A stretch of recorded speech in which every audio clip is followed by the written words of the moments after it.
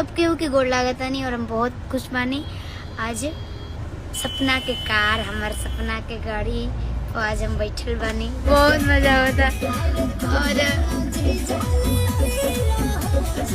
पूरा गाँव वैसे तो बचपन के हमारे सपना भी तो छोटे बने, लेकिन मतलब छोटे पर से सपना कि मतलब हम थार में बैठती, जब हमारी शादी ब्याह होगा तो हम थार में जाए।